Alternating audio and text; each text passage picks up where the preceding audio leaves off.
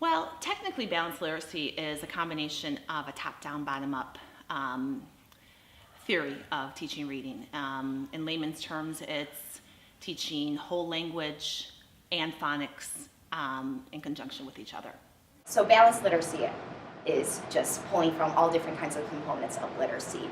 And I think it's also important to look at not just what you're teaching, but how you're teaching it. Are you scaffolding your lessons and differentiating? Are you teaching to meet the needs of all types of learners and reaching out to all the different learning modalities and interests? So I think when really thoughtfully planning your curriculum, I think you need to take all of that into consideration. So I think of balanced literacy as kind of being like going to a buffet versus just having a single plate of food. When you go to a buffet, you can pick out what you want, what you need, what looks good to you. And I think of balanced literacy as kind of being like that. Like you can figure out what do your students need the most. I feel like every year is kind of different. One year the kids might really need a push with vocabulary, and then one year they might really need more help with phonics and with spelling. And I think balanced literacy makes sure that you don't leave anything out, but you also can really focus on what is your student's current level of need.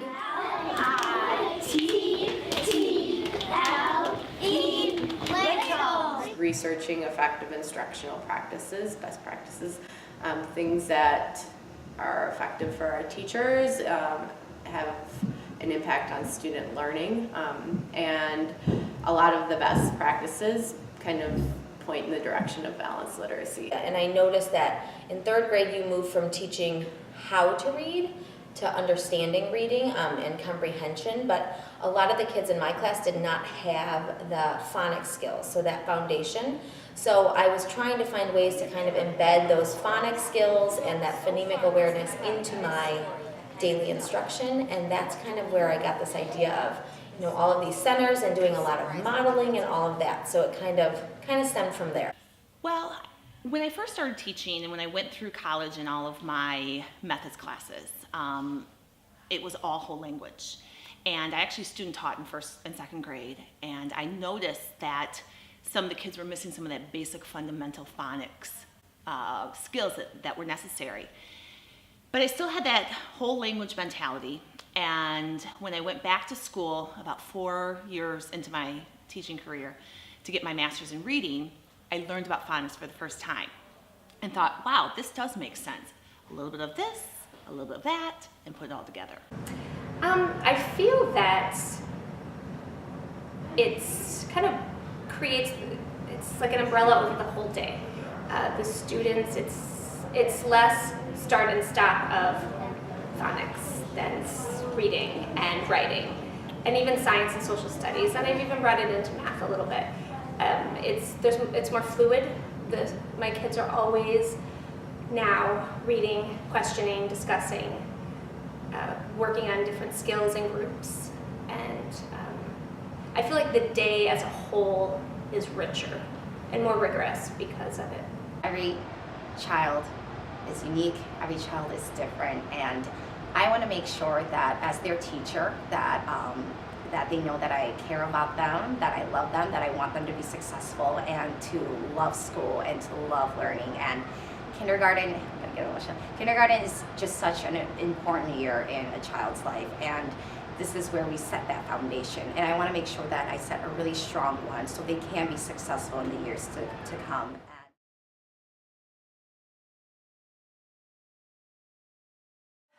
I don't think we've actually ever sat down and said we're going to do balanced literacy. My first year here, we've always kind of taken one thing and worked on it.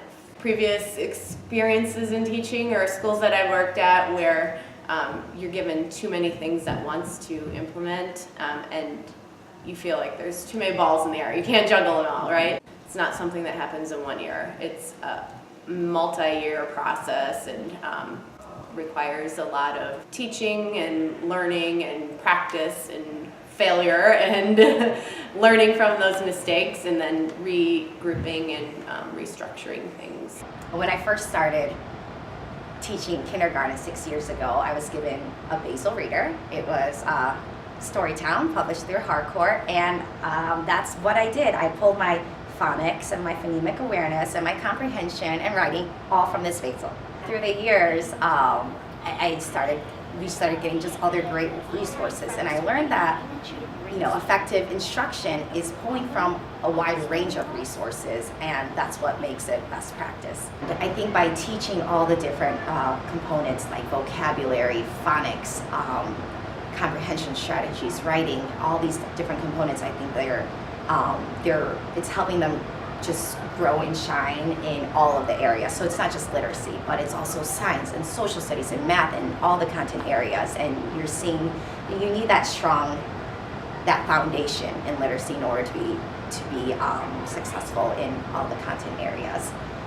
So I had. I mean, there's no room for becoming complacent as a teacher. With each new class and with each new group that I get, I'm teaching to their needs. I've seen that balanced literacy works. I see it in the numbers and reading levels as they go up over the course of the school year, but I also see it every day in the classroom. I see it when students are working together. I see it when students are working with me in a small group. I can see them grow, I can hear it, and I can see them excelling in reading. Most of my students came into kindergarten as non-readers, and right now it's almost fourth quarter, and all of my students are reading, and majority of my students are either meeting or exceeding the end of the year benchmark goals. So that's really exciting to see, and that's when you're like, all right, I did something right. My kids have made, no matter where I have taught, they have made tremendous strides in learning how to read and write. I mean, the proof is in the pudding. I mean, it really is.